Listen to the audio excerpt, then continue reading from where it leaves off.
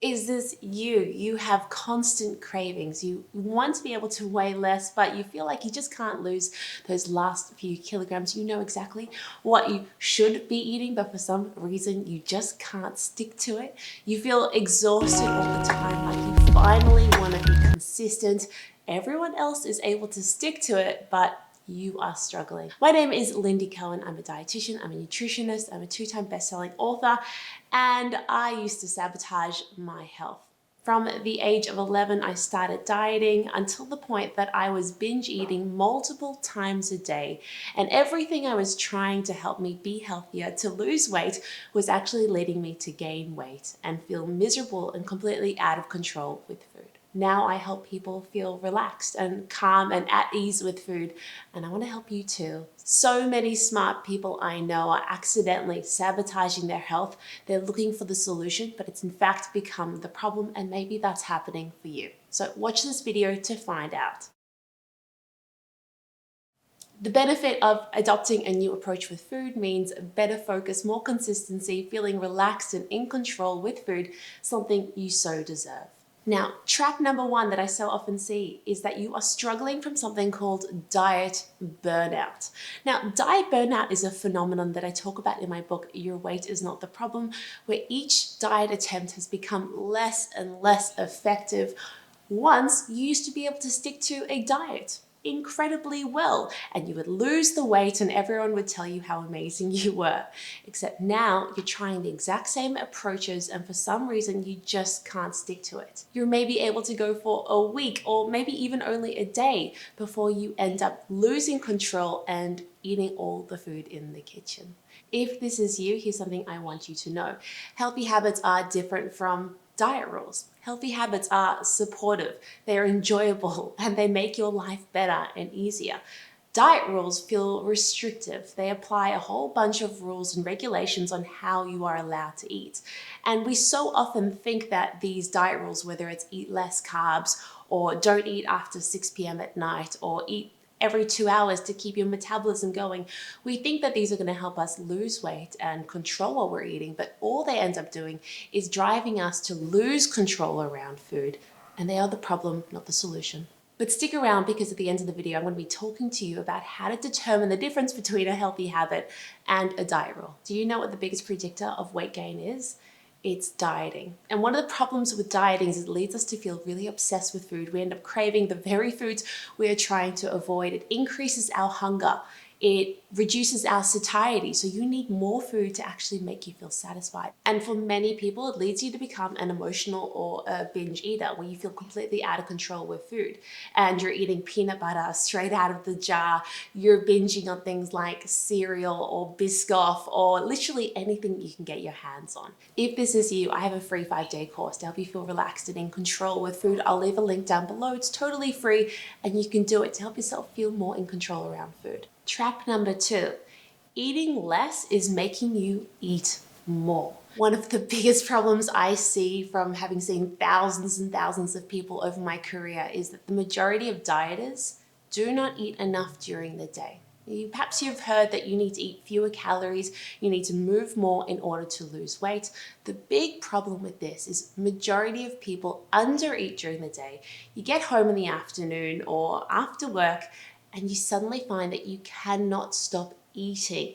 It's like you're making up for all that lost time. And in a way, you absolutely are. Here's what I want you to know. There is nothing wrong with your willpower, but you are using the wrong approach. Eat more to eat less. What do I mean by that? Well, make lunches that are incredibly satisfying. So often what we're doing is we're skipping out the carbohydrates or we're skipping out those healthy fats because we're trying to save calories.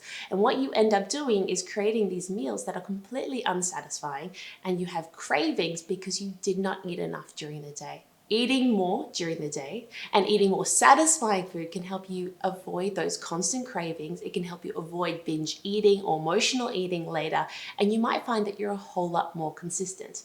This is just another reason why calorie counting is completely stupid. And if you want to learn more about that, I've got another video talking all about why calorie counting sucks. Trap number 3 is that you are eating to make up for a lack of sleep. Now, according to the research, only 60% of people get enough quality sleep and get enough of it. Maybe you're one of those people. You're doom scrolling on your phone until late at night, then your brain is so active you can't fall asleep. Or you're waking up at 3 in the morning, you're going, how am I going to get my brain to relax enough to fall asleep? Here's the thing I want you to know. If you do not get enough quality sleep, your body will seek out energy in the easiest source that it can. And the easiest, quickest way to get more energy is through food. And this is probably contributing to those sugar cravings that you're experiencing in the afternoon or evening when you start to get tired. Now, it may seem counterintuitive because we're told that we need to focus on food all the time to eat healthier. But consider that focusing on your sleep is going to help you be so much more consistent with your eating. You're also going to notice that you have better focus. Your mood may be elevated, your hormones may be stable, and losing those last few kilograms might not be such a struggle as it was before. So I explain how to improve your sleep in my book, Your Weight is Not the Problem, where I introduce this idea of the hierarchy of healthy habits. And you guessed it, sleep is fundamental to our health. And so many people I see, they're trying to add in all these fancy wellness tricks, but if you're not prioritizing good quality sleep, you're not going to feel like you are relaxed and in control around food. Now, don't go anywhere because I'm going to be sharing 2 more ways that you might be falling victim to the diet trap that I see so often. But if you're finding this video useful, please like and subscribe. It's a small thing you can do to help encourage me to keep creating videos like this. And I'd love to know in the comments section, what's something that you've been doing that's been sabotaging your health, that you're feeling like you want to shake and you want to get rid of. And if you have found something that has helped you stop sabotaging your health, please share it with us in the comments. I'm sure everyone else here would love to see what you've learned. Trap number 4 is thinking that all health advice is equal. Now, according to research, 47% of people get their health advice from social media. Now, a Netflix documentary, a wellness influencer, or a friend is not a reliable source of health information. Thin is not a qualification. Pretty is not a qualification. I think sometimes we see someone who looks great in a crop top and we think, they must really know what they're talking about. And so often with wellness influencers, they have unmanaged, unchecked, and undiagnosed eating disorders. They're handing out health advice, but they might actually be giving you disordered eating advice in disguise. And just a reminder, when you see a day on a plate video, eating like that person eats will not give you their body. In the same way that following a celebrity skincare routine is not going to give you glowing skin like Jennifer Lawrence. It's just not. I've tried. And trap number 5 is that you are wasting willpower on things that actually do not make a big difference. I see a lot of people fall into the trap of going, all right, I'm going to do this 12-step skincare routine, but I'm not going to do daily SPF. Now, if you ask any dermatologist, they're going to tell you that the most important thing to nail is to apply sunscreen and do that multiple times a day. It's all well and good to have all these fancy tricks and steps, but you got to get the foundations right.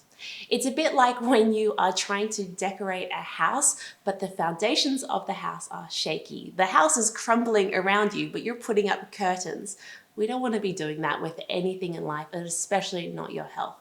That's why you've got to focus on the stuff that's going to make the biggest difference first, because really, willpower is a finite resource. You've got to put it where it counts. So where does it count? What should you be focusing on? Well, as I mentioned, sleep is such an important one, and hydration is another one that I think we all underestimate. I want you to know this, by the time that you are thirsty, you are already dehydrated. And if you are not getting enough hydration through water, your body is going to crave food to make up for that hydration loss. I see so many people wasting a whole heap of money buying these fancy supplements that they forget to take, instead of realizing that food is such an easy way to get your nutrients in. It's also a tasty way and way more affordable, remembering you have to eat anyway. So making small little tweaks to how you shop and how you cook and what you eat can make such a big difference and save you so much money.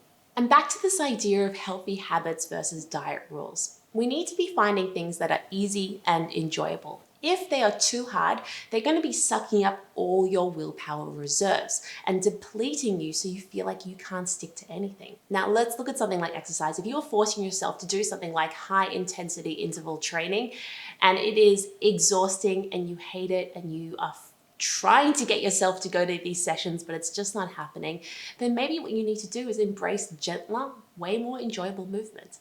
Yes, you may burn fewer calories by going for a walk compared to a high intensity training session. But if you turn up and do that a lot more consistently, then you win.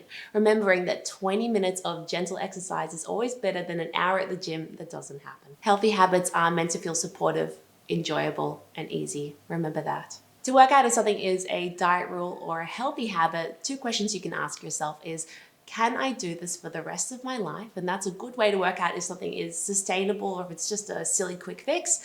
And the other question is, even if I didn't lose weight, would I still want to do this? In fact, chasing weight loss may be one way that you are sabotaging your health. You may find that you are so much more consistent when you put health first.